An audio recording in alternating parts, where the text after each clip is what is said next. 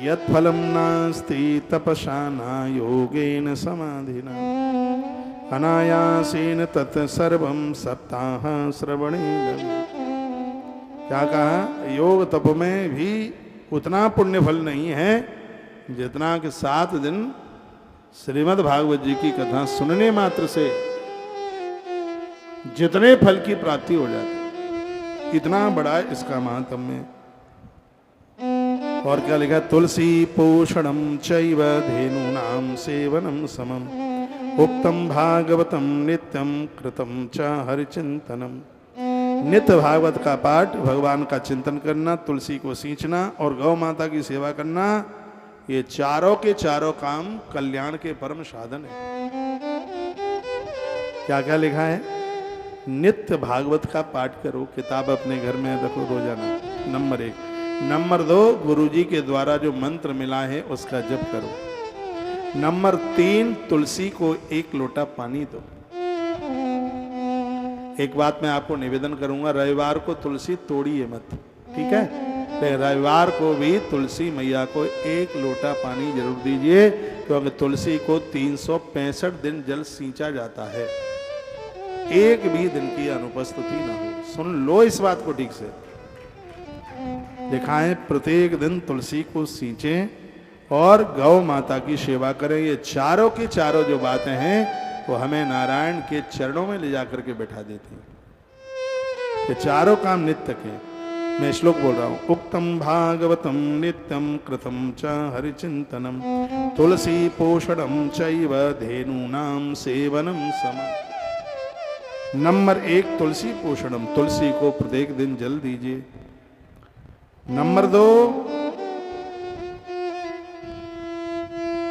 हरिचिंतनम, गुरुदेव से मंत्र मिला है, कम से कम 1 माला का जप रोज कीजिए। नंबर 3, तुलसी पोषणम चैव, तुलसी को जल दीजिए। और नंबर 4, धेनूनां सेवनम, गौ माता की सेवा कीजिए, उसे रोटी दीजिए, उसे वंदन पूजन कीजिए। ये चारों चीजें हमारा कल्याण कर देती हैं, ऐसा भागवत जी में लिखा है। और मुझे विश्वास है कि आप करेंगे। कर रहे हैं तो बहुत अच्छी बात है। किताब नहीं है, मोबाइल चालू करो, गोपी गीत रोज सुनो, कभी गर्भस्तुति सुनो। जो गर्भिणी नारी गर्भस्तुति सुनती है उसके गर्भ में बच्चा सुरक्षित रहता है। श्रीमद् भागवत जी के 10वें स्कंद के अध्याय नंबर 2 के श्लोक नंबर 26 से गर्भस्तुति आरंभ होती है। ये बड़े अद्भुत श्लोक है। इनका पाठ गर्भिणी नारी करे, उसका गर्भ में बच्चा भी सुरक्षित रहेगा और अद्भुत बच्चा जन्म लेगा। गर्भ में संतान है तो नारी को कुछ विशेष करना चाहिए, इसके द्वारा एक विलक्षण औलाद का जन्म होता है। तो 4 बातें बताई जा रही हैं, भगवान व्यास ने लिखी हैं। तो भागवत जी का पाठ, गुरु मंत्र का जप, तुलसी में जल और गैया मैया को रोटी, चंदिया या हरा घास, गुड़, जो भी आप कर सकते हैं सो। ये 4 चीजें बताएं।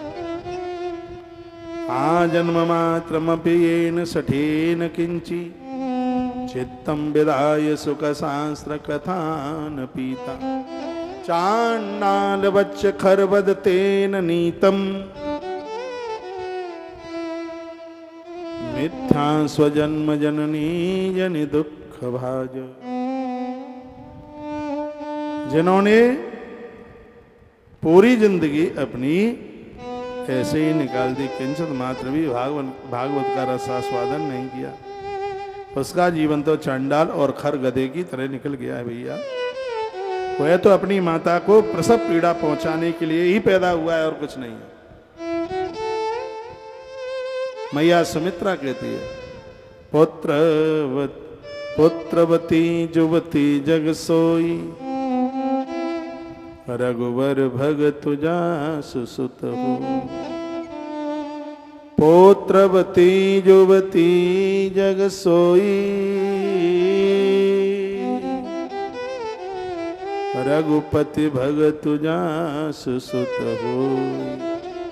न तरवांज भली बादी विहानी, नहीं तो व्यानी शब्द जो पशुओं के लिए लिया जाता है, इसलिए वही माताएं पुत्रवान हैं जिन माताओं ने भगवान के भक्त को पैदा किया है। और सच मानिए आपकी संतान बढ़िया है तो चारों धाम आपके घर में हैं, आपको कहीं जाने की जरूरत नहीं है, सगरे तीर्थ आपके घर में हैं।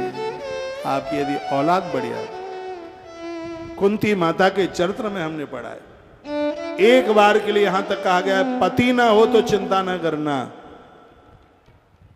क्या कहा? यदि पति बिगड़ गया है तो चिंता मत करना, यदि पुत्र बिगड़ गया है तो इससे ज्यादा और चिंता नहीं हो सकती। बहुत हल्के में इस बात को नहीं लीजिएगा। 6 महीने से एक विशेष बात कहता हुआ आ रहा हूं, बच्चों को बचाना चाहते हो तो अपनी रसोई को बचा लीजिए, परिवार को बचाना चाहते हो तो अपने चूल्हा को बचा लीजिए। जिसका चूल्हा चौका बिगड़ गया उसका सब कुछ बिगड़ जाएगा, उसका कुछ बचेगा ही नहीं। ऐसे संस्कार दीजिए कि ये मुर्गा नहीं खाएं, मछली ना खाएं, शराब ना पिएं, उल्टा पुल्टा ना करें, व्यभिचार ना करें, दुराचार ना करें, पराई स्त्रियों के ऊपर अपनी आंख गाड़ करके न रखें। आज मेरी बहनें इस बात से बड़ी परेशान हैं क्योंकि मर्द लोग बिगड़ते हुए जा रहे हैं। यह बिल्कुल ठीक नहीं है, सगरे पुरुष नहीं है ऐसे, लेकिन फिर भी एक हवा चल रही है। बचा लो कैसे भी युवाओं को इस हवा से। पाश्चात्य की जो हवा चल रही है ये मार डालेगी है।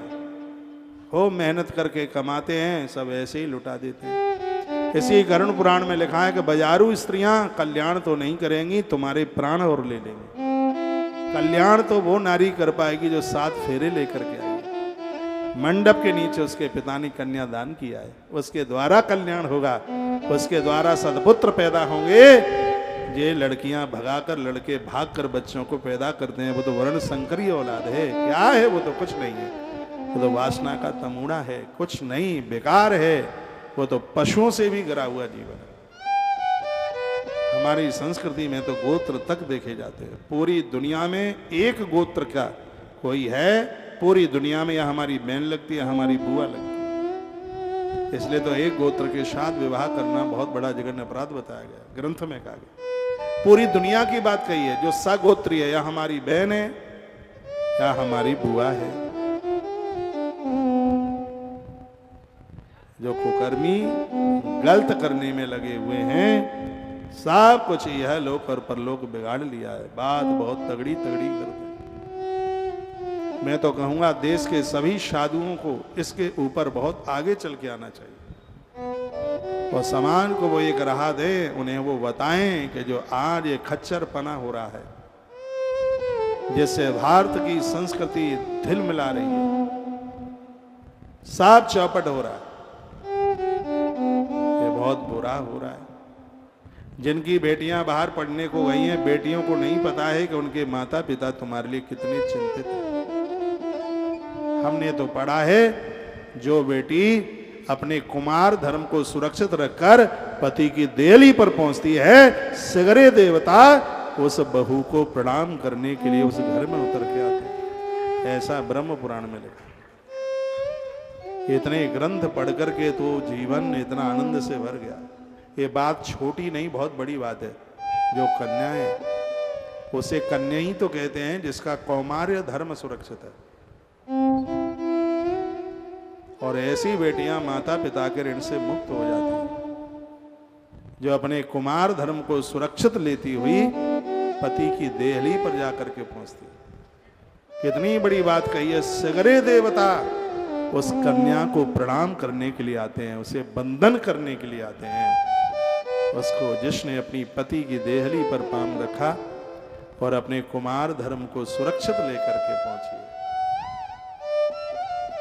आज का समय बड़े खतरों से, हो सकता है मेरी बात कही जा रही है, सुनने में ठीक ना लगे, लेकिन कड़वी कुनैन मलेरिया को जड़ से खत्म करती है। पाप बहुत हैं, लेकिन ये 5 पाप नहीं, ये महापाप हैं जिनकी जिक्र आज मैंने की। तो इस औलाद को बचा लो।